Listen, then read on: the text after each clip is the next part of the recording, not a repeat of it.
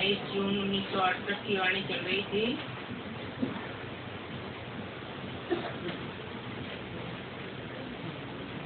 दूसरे पेज की आज में बात है। बच्चे कहते हैं बाबा हम एक आपको ही याद करेंगे, अंत में और कोई भी याद ना आए, साथ में कोई अवगुण भी न हो। जब बाप बच्चों को डायरेक्शन देते हैं तो जो बच्चे उस डायरेक्शन पर चलकर ऐसे बनते हैं वो तो सदैव खिले रहते हैं। माया की मुरझाइश उनको ही होती है जो बाप के डायरेक्शन को नहीं पकड़ते।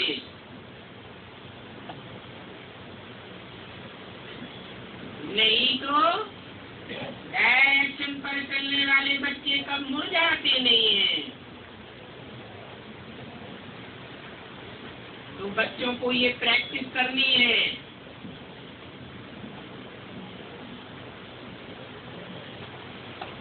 कि सदैव हर्षित मुख रहें। अभी तो ऐसे कोई नहीं कहेंगे कि हम कभी मुरझाते नहीं हैं।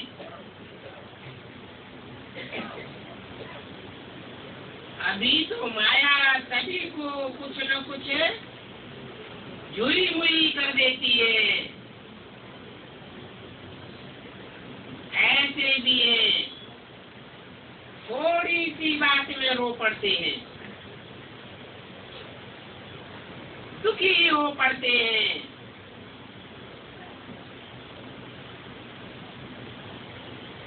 जिन्हें बाबा कहते हैं ठीक कर बुद्धि।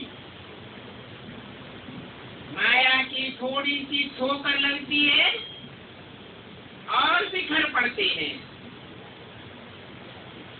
तो हर एक अपनी अवस्था को जानते हैं। अवस्थाओं को बाप भी समझाते हैं। शिकल से भी मालूम पड़ता है ये कितना हर्षित रहते हैं। इनको तो खुशी में और कुछ सूझता ही नहीं। भले कोई समझे न समझे, जागे न जागे, लेकिन इनके मुख पर मुरझाइश नहीं आ सकती। तो बच्चों को अपनी जांच करनी है, हम कहाँ तक लायक बने हैं। जैसे बिच्छू जहाँ नरम चीज देखते हैं तो झट डंक मार देते हैं। बिच्छू का धंधा ही ये है। तुम्हारे में भी जो अच्छी बुद्धि वाले हैं वो अपनी जांच करते रहते हैं। स्टूडेंट ठीक रीति पढ़ते हैं व नहीं, क्योंकि पढ़ाई पर बहुत मदार है। पढ़ाई तो कब भी मिस नहीं होनी चाहिए। बहुत बच्चे हैं जिनको सहूलियतें भी दी हुई हैं। शुरू में तो बच्चे मुरली बिगड़ रह ही नहीं सकते थे। अभी तो बहुत ही गोपनीय पॉइंट सुनाई जाती है। शुरू में जब नए थे तो मुरली बिगड़ तरफते थे।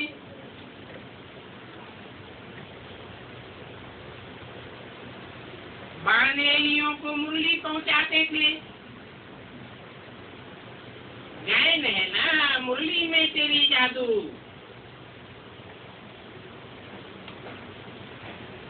ये विश्व के मालिक पने का जादू कोई कम नहीं है। इससे बड़ा जादू और कोई होता भी नहीं है। इस जादू से ही तुम हीरे समान बनते हो। तुम मुरली पहुंचाने के लिए क्या क्या युक्तियां रचते थे, परंतु उस समय तो मुरली में जैसे अलग वे पढ़ते थे।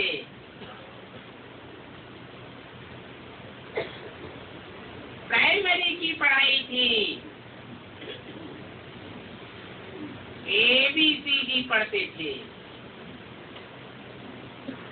तो भी देखो मुरली का कितना शौक था।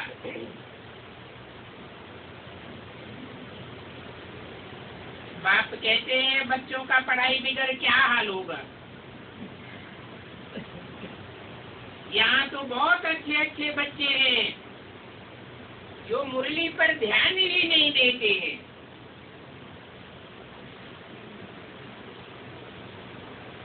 जो मुरली इतना रिफ्रेश करने वाली है, इसके लिए टैप मशीन का भी प्रबंध किया हुआ है, जिस टैप में बाबा की पूरी मुरली सुन सकते हैं। ऐसे लगता है जैसे कि डायरेक्ट सुनते हैं।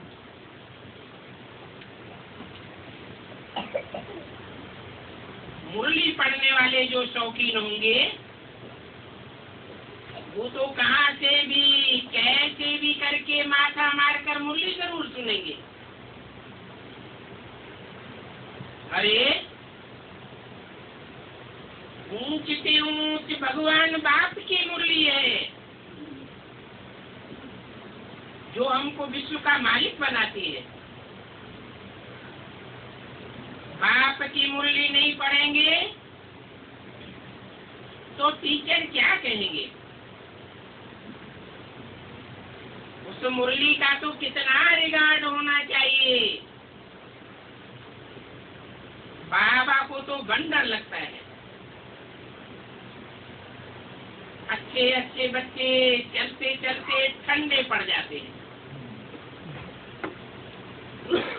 माया का ऐसा तूफान लग जाता है जो मुरली सुनना ही छोड़ देते हैं, क्लास में भी आना छोड़ देते हैं, जैसे कि उनको मुरलीधर की मुरली से नफरत आ जाती है।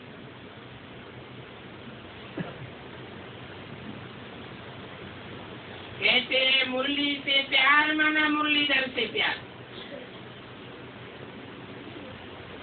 माया देखो क्या क्या कर देती है। तो फिर ऐसे बच्चों को समझाया जाता है कि ये कितनी ऊंची कमाई है, इस कमाई से तुम पदमा पदमपति बनते हो।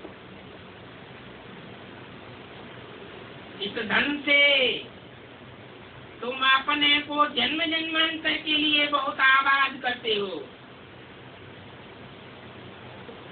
कितना बड़ा भारी धन है। भगवान बाप आकर के इसे एक अंतिम जन्म में ही पढ़ाते हैं। दुनिया में ये बात किसी की बुद्धि में नहीं होगी। तुम बच्चे इस बात को समझते हो, परंतु माया ऐसी है जो बुद्धि को एकदम मार देती है। एक अक्षर भी नहीं समझते हैं। बाप समझाते हैं तुमने आधा कल्प भक्ति करते करते बिल्कुल ही बेसमझी धारण कर ली।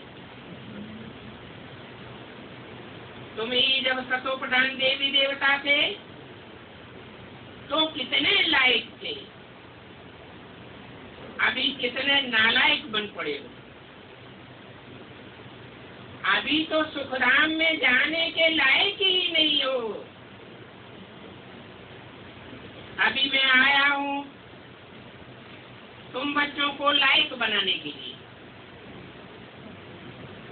इसलिए लायक बनना है तो श्रीमत पर चलना पड़े। बाप को अच्छी रीति याद करो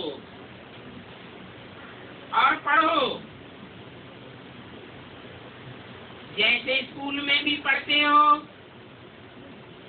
तो टीचर को भी याद करते हो ना, बस। और कोई भी दूसरी तीसरी बात नहीं। पास होने के लिए ही मेहनत करके पढ़ते हैं, ये भी पढ़ाई है। और फिर कैरेक्टर्स भी बहुत अच्छे होने चाहिए।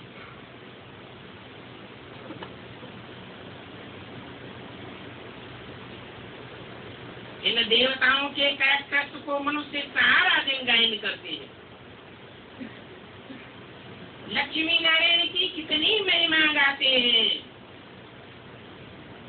परंतु वो महिमा गाने वाले तो समझते नहीं है। कितने ढेर मंदिर हैं, परंतु वो सब भक्ति मार्ग किया।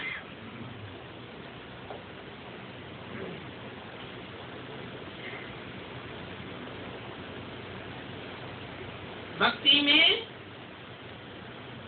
अंधियारा ही अंधियारा होता है।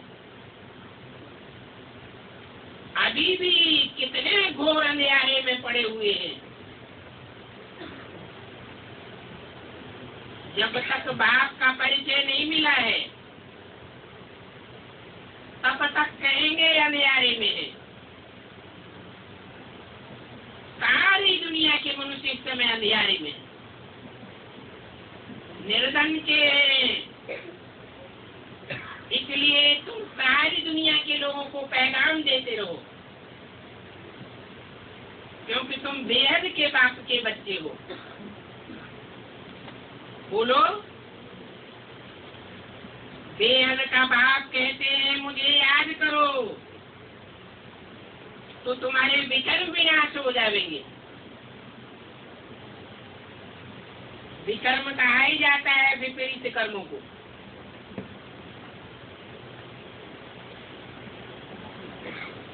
बाप अभी हमको कर्मा कर्म विकर्म की गति समझाते हैं।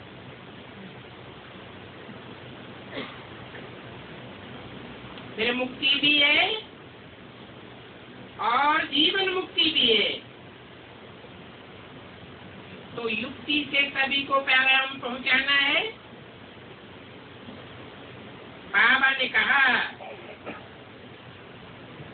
अखबार में भल खर्चा होने दो, ये पैगाम पहुंचाने का ये बहुत जरूरी है। मूल बात है ये अखबारों द्वारा। सभी अखबारें लिखते हैं अक्सर करके, तो ऐसी युक्ति रचो जो ये पैगाम सभी को मिल जावे। बोलो, एक बाप को याद करो तो विकर्म विनाश होंगे। अनेकों को याद करने से विकर्म थोड़े ही विनाश होंगे, विकर्म भी विनाश होंगे और पवित्र भी बन जाएंगे। 22 जून 1968 की वाणी का तीसरा दिन। तुम सभी आत्माएं पहले पवित्र थे ना। अभी तो तुमको कोई भी ये कह न सके कि पवित्र आत्माएं हैं। बाप ने समझा है कि पवित्र आत्माएं होती इस सतयुग में है। ये पुरानी दुनिया तो कलयुगी अपवित्र दुनिया है। इस कलयुगी अपवित्र दुनिया में एक भी पवित्र आत्मा हो नहीं सकती। आत्मा जब पवित्र बन जाती है तो फिर ये पुराना पतित शरीर छोड़ देती है। इस पतित शरीर में बुद्धि योग लगता ही नहीं, बुद्धि उपराम हो जाती है। और तुमको तो ये शरीर छोड़ना ही है। बाप अभी तुमको शरीर छोड़ना सिखाते हैं। शरीर छोड़ना माना मरना। अब मरना कौन चाहते हैं? तुमको तो बाप ने कहा है कि जीते जी में जाओ, माना देह भान से मरना है। आत्मा पवित्र हो जाए और शरीर पुराना ही बना रहे, ये तो हो नहीं सकता।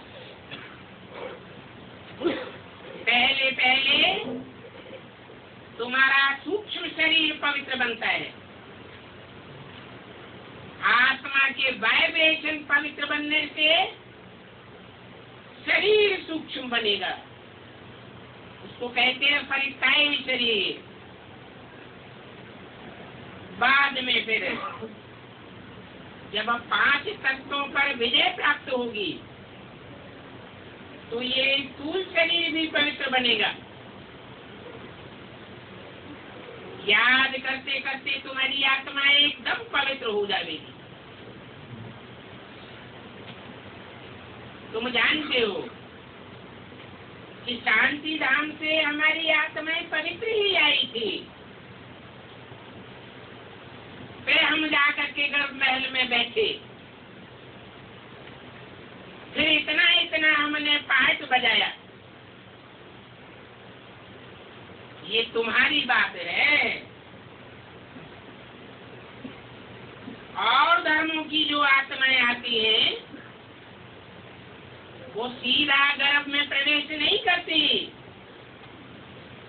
क्योंकि द्वैतवादी युग से आती है। वो आत्माएं पहले पहले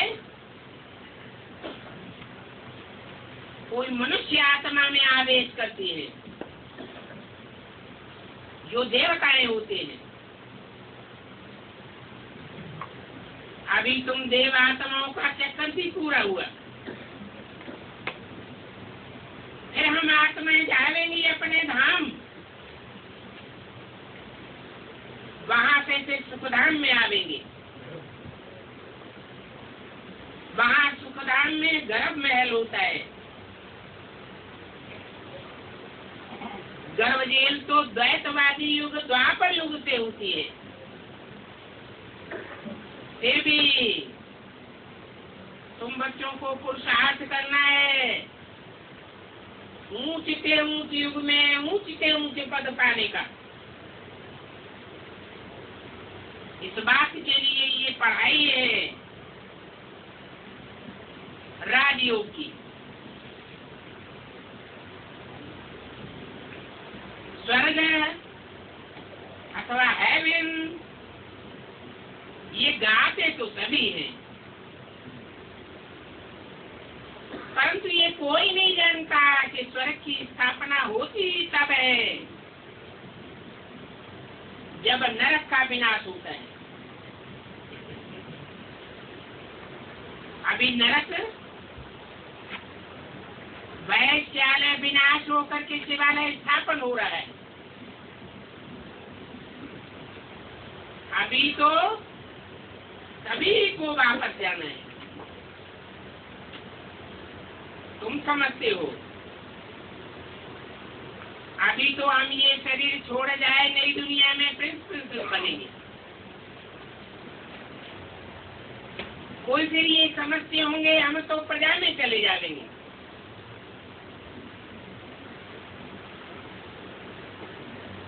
क्यों प्रजा में चले जाएंगे? क्योंकि सबकी बातों से प्रभावित होती रहती है। तुम तो एक बात से ही प्रभावित होते हो। बात में बिल्कुल बुद्धि की लाइन क्लियर होनी चाहिए। एक बात की ही याद रहे और कोई की भी बातें याद ना आवे। इसको कहा जाता है पूरा बेगर। ये देह के संबंध, देह के पदार्थ कुछ भी याद ना आवे। ये अपना शरीर भी याद न रहे, क्योंकि जानते हो ये तो 84वें जन्म का अंतिम पुराना छींची शरीर है। इसलिए यहाँ जीते जी मरना है, ये बात बुद्धि में बनी रहे। अभी हमको वापस अपने घर जाना है। पहले हम अपने को भूले हुए थे, देह समझते थे। अभी फिर बाप ने हमको याद दिलाया है, तुम कोई देह नहीं हो, तुम तो देह को धारण करने वाली आत्मा देह ही हो। तुम पाठधारी हो। अभी तुम्हारा ये नाटक पूरा हुआ। बाप समझाते हैं, अभी तुम सबकी वानप्रस्थ अवस्था है। सारे विश्व में जो भी मनुष्य मात्र है, सबकी इस समय वानप्रस्थ अवस्था है। मैं आया ही हुआ हूँ सब आत्माओं को वाणी से परे ले जाने के लिए। ये वाणी इस स्थूल दुनिया में होती है। मैं तो तुम्हारी आत्मा को इतना सूक्ष्म बनाने आया हूँ जो तुम वाणी से परे चले जाओगे।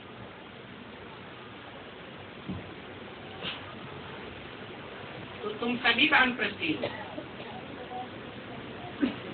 देह का मालिक तो मैं ही हूँ, क्योंकि सभी को वाणी से परे ले जाता हूँ। वानप्रस्थ अवस्था में जाने के लिए तुम पुरुषार्थ करते आए हो। तो बाप कहते हैं अभी छोटे बड़े सभी की वानप्रस्थ अवस्था है।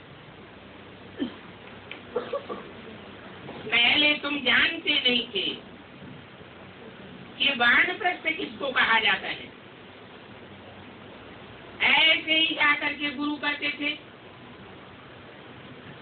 वाणी से परे स्थान में जाने के लिए तुम लौकिक गुरुओं द्वारा आधा कल्प पुरुषार्थ करते रहे, कितना भटकते रहे, परंतु वानप्रस्थ में गया तो कोई नहीं। ऐसे ही कहते हमारा गुरु, हमारा धर्म पिता महात्मा बुद्ध निर्वाण में गया, जाता तो कोई भी नहीं है। अभी बाप खुद कहते हैं तुम छोटे बड़े सबकी वानप्रस्थ अवस्था है। एक बाप ही है जो सभी को अपने घर ले चलते हैं।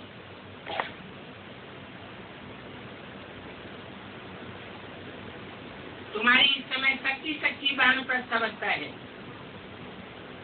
क्योंकि तुम अभी घड़ी घड़ी वाणी से परे जाने का पुरुषार्थ करते हो। मुक्ति के लिए मनुष्य कितना प्रयत्न करते हैं, कितनी भक्ति करते हैं। अभी बाप कहते हैं कि मुक्ति तो सभी आत्माओं को मिलनी है। गर्भ में छोटा बच्चा पड़ा होगा, उनके लिए भी कहेंगे कि वानप्रस्थ अवस्था है। ये तो बच्चे जानते हैं इस पुरानी दुनिया का विनाश होना ही है। चाहे छोटे हो चाहे बड़े हो, सब खत्म हो जाएंगे। अपने घर ले जाने के लिए। इस बात में बच्चों को बहुत खुशी होनी चाहिए, क्योंकि यहाँ तो इस दुनिया में दुख ही भागता जाता है। दिन दूना रात चौगुना दुख बढ़ता ही जाता है। तो बच्चे अपने स्वीट होम को याद करें। घर जाना चाहते हैं, परंतु इतना अकल भी नहीं है कि अपने शांति धाम घर को ही याद करें। तो तुम जानते हो कि हमने घर का सब दीदार भी नहीं किया है। कहते हैं हम सभी आत्माओं को शांति चाहिए। बाप कहते हैं कितने समय के लिए शांति चाहिए?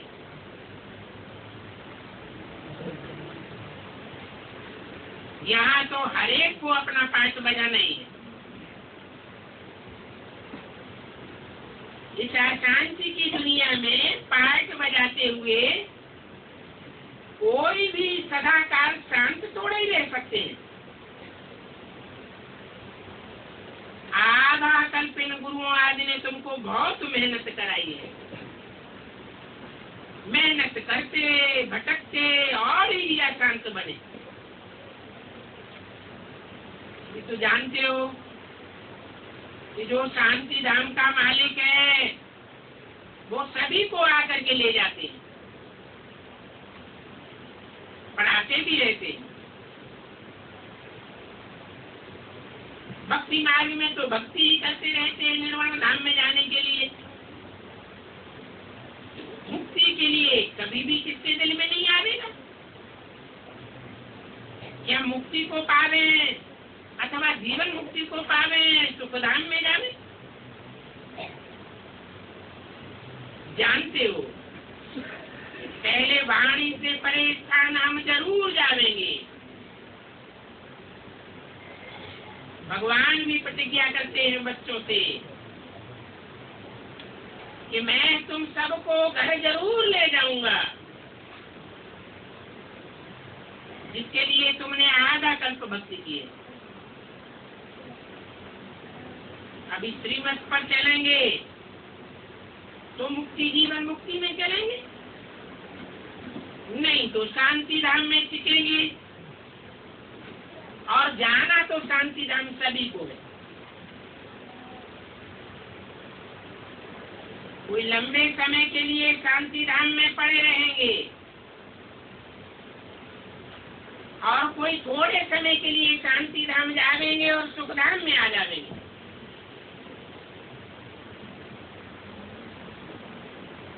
अभी कोई चलना चाहे व न चलना चाहे,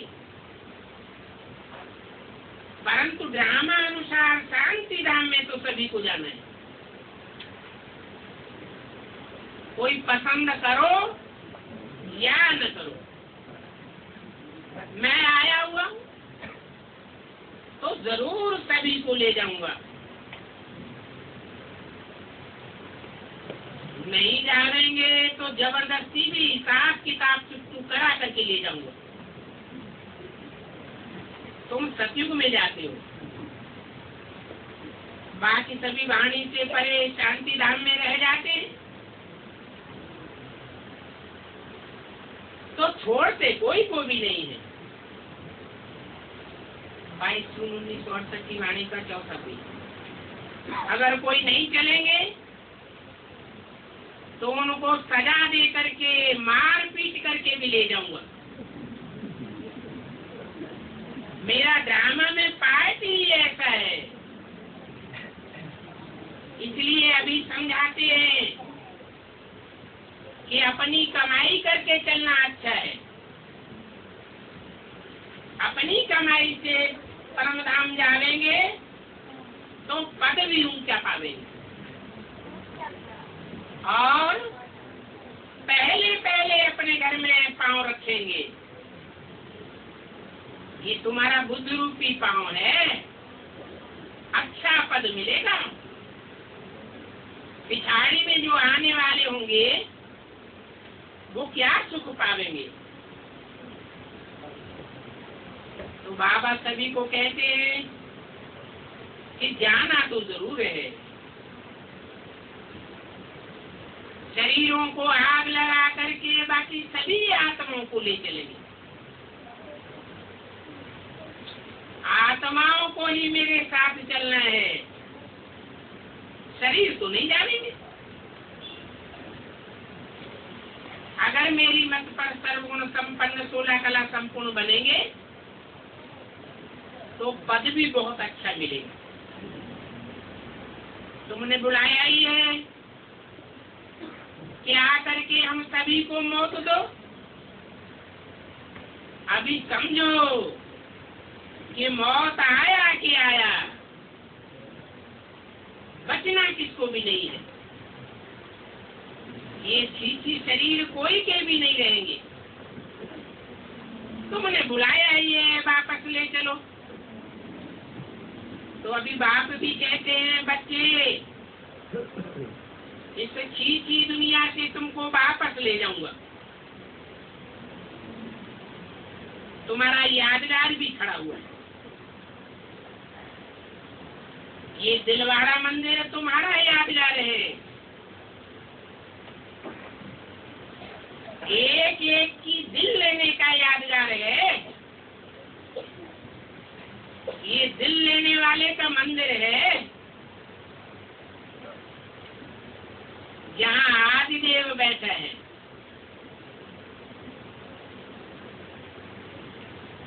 शिव बाबा भी है और आदिदेव भी है। ये बाप दादा दोनों इकट्ठे हैं। तुम जानते हो इन बाप दादा के शरीर में बाबा विराजमान होता है।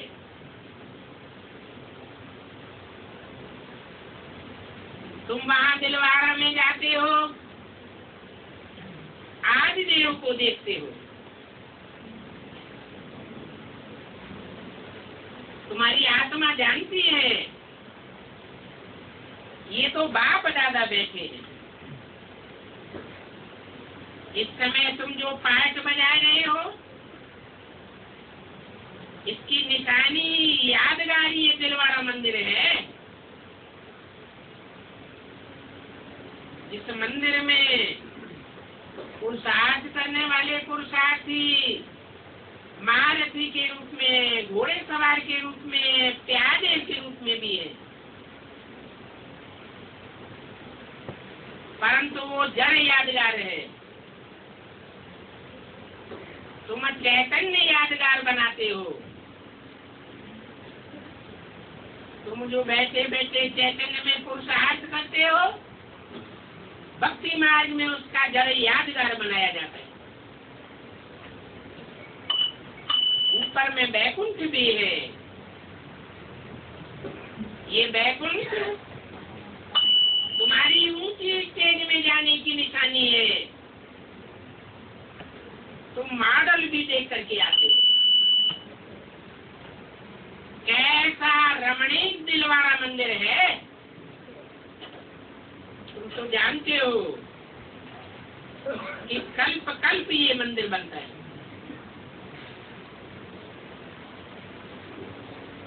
ऐसा ही तुम अगले कल्प में मंदिर फिर जा करके देखेंगे।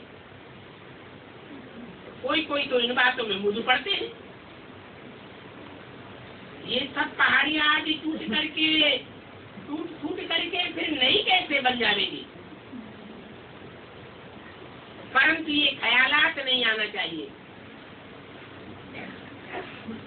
जैसे आत्माओं का साइकिल है, 84 के चक्र में आत्माएं जहाँ जहाँ जैसे पाठ बजा करके जाती है, परम धाम में फिर अपने ठिकाने पर पहुंच जाती है। वैसे ही दुनिया के जो 5 तत्वों के अणु हैं, उन सब का अपना अपना साइकिल है। जहाँ से जो आरंभ होता है, अंत समय में वही उसको पहुंचना है। जो जहाँ से आया है वहाँ वापस जरूर जाएगा। तो बच्चों को मुझने के ख्यालात नहीं आने चाहिए। अभी तो स्वर्ग भी नहीं है, फिर वो स्वर्ग कैसे आ जाएगा? पुरुषार्थ करने से कभी कुछ बनता है। पुरुष आत्मा को कहा जाता है।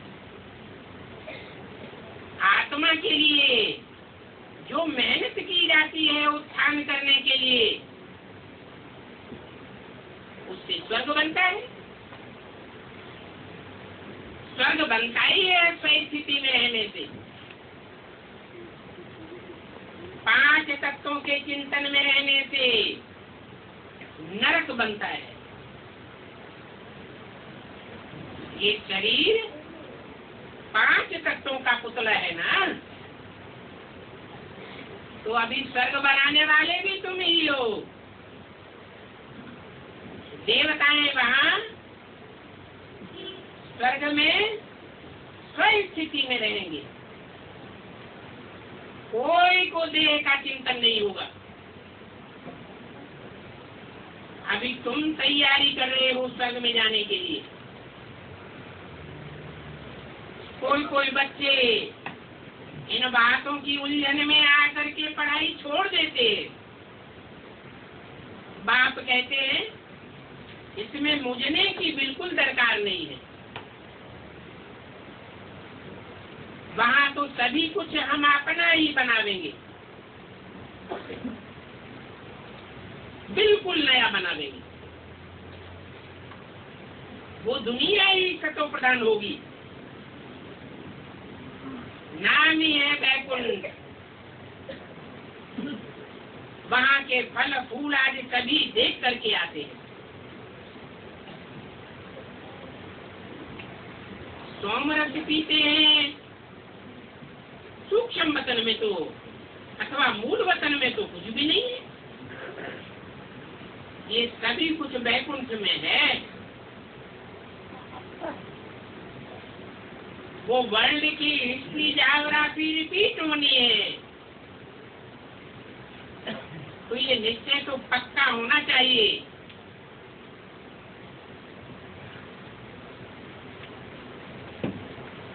ये वर्ल्ड ड्रामा हूबहू रिपीट होता है। बाकी जिनकी तकदीर में नहीं है तो सोचते हैं, कहते हैं ये कैसे हो सकता है। हीरे जो अभी देखने में ही नहीं आते, वो फिर कहाँ से ढेर के ढेर आ जाएंगे।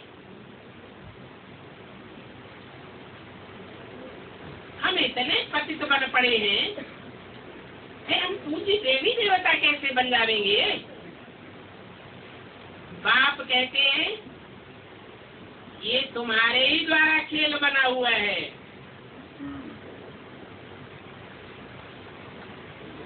ये सत्य के चक्र को जानने से तुम चक्रवर्ती राजा बन जाते हो। तुम समझते हो, सब तो कहते हो ना। बाबा कल पहले भी हम आपसे मिले थे, ये हमारा ही यादगार मंदिर खड़ा हुआ है। अभी फिर से स्वर्ग की स्थापना हो रही है। अभी तुम पुरुषार्थ की नीचे स्टेज में हो, तो स्वर्ग में कैसे होंगे। जब तुम्हारी ऊंची स्टेज बनेगी तो तुम इसी दुनिया में सुख का अनुभव करेंगे। विनाश के टाइम पर भी सारी दुनिया हाय हाय करेगी और तुम अपनी मौज में रहेंगे, बहुत खुशी में रहेंगे। आबू का जो किताब है वो सभी को जरूर देना चाहिए। ये किताब तो बहुत वैल्यूबल चीज है, पीछे बहुत ही काम में आवेगी।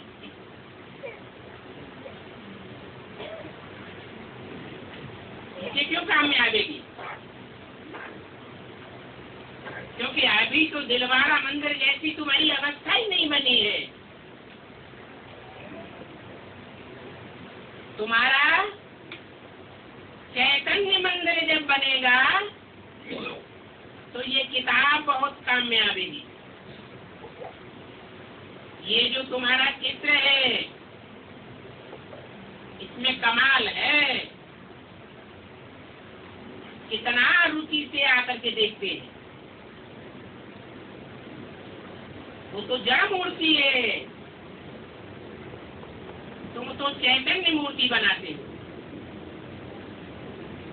सारी दुनिया में कहाँ भी कब नहीं देखा होगा, न कोई ऐसा चित्र बना करके ज्ञान ही दे सकता है,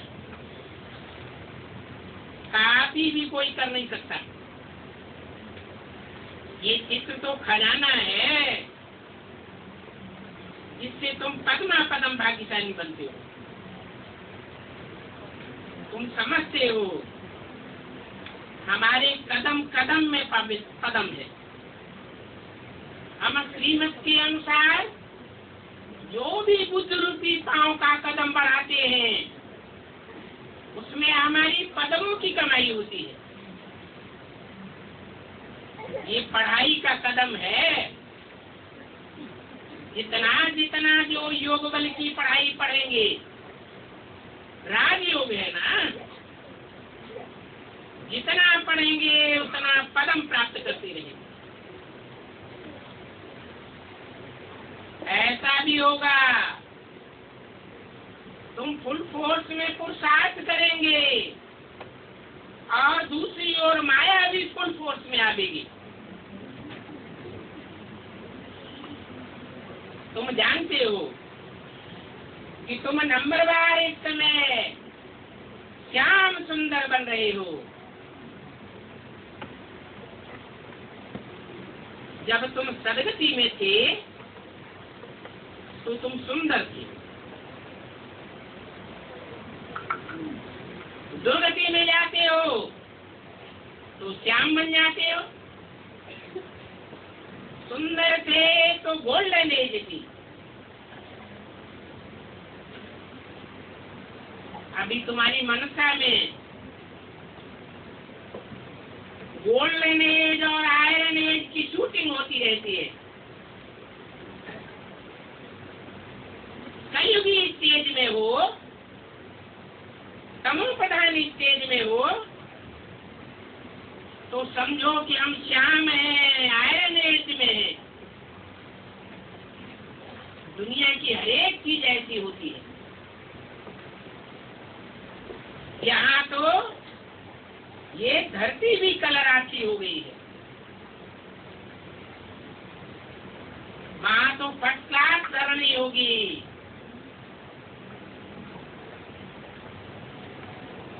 धरनी भी दो प्रकार की होती है, इसे बुद्ध रूपी धरनी कहा जाता है। कन्याएं माताएं ये धारणा मूर्त धरनी है। जब नई दुनिया आवेगी तो ये धरनी कलराची नहीं रहेगी, बहुत सुखरूपी दूध देने वाली बनेगी। ऐसी राजधानी के तुम मालिक बन रहे हो। एक बार नहीं अनेक बार बने हो, फिर भी ऐसी राजधानी का मालिक बनने के लिए पुरुषार्थ करना चाहिए। पुरुषार्थ करने के बगैर तुम्हारी प्रारब्ध कैसे बनेगी? तकलीफ की इसमें कोई बात नहीं है। मुरली छपती है, आगे चल करके ये मुरली लाखों करोड़ों की अंदाज में छपने लग पड़ेगी।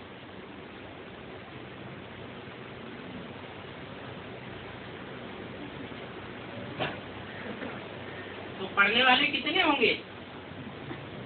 है? लाखों करोड़ों की अंदाज में पढ़ने वाले मुरली के होंगे, तब तो छपेगी। बच्चे कहेंगे हमारे पास जो भी पैसे हैं हम इसे ज्ञान यज्ञ में लगाए देंगे। इन पैसों को रख करके हम क्या करेंगे? पहले तो पढ़ाई ABCD की थी तो उतना खर्चा होने की बात नहीं थी। अभी तो तुम ऊंची पढ़ाई पढ़ते हो। ऊंची पढ़ाई पढ़ते हैं तो किताबों में कितना खर्चा होता है। आगे चल करके देखना कि क्या क्या होता है। विनाश की तैयारियां भी देखते रहेंगे।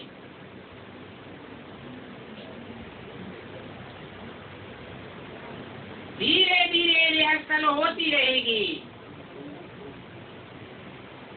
तीव्र गति को प्राप्त करती रहेगी। फिर आखिरी नासी कांत हो करके शांत हो जाएंगे। बच्चों की बुद्धि में सारा ज्ञान है। ज्ञान बुद्धि में है तो बहुत सहज बात है।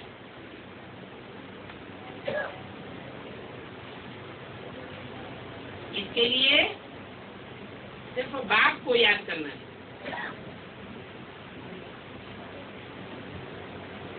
और कोई की अगर याद आती है तो कठिन जरूर हो जाता है। अच्छा, मीठे मीठे सिकीले बच्चों को रूहानी बाप दादा का याद प्यार गुड मॉर्निंग। रूहानी बच्चों को रूहानी बाप का नमस्ते हो।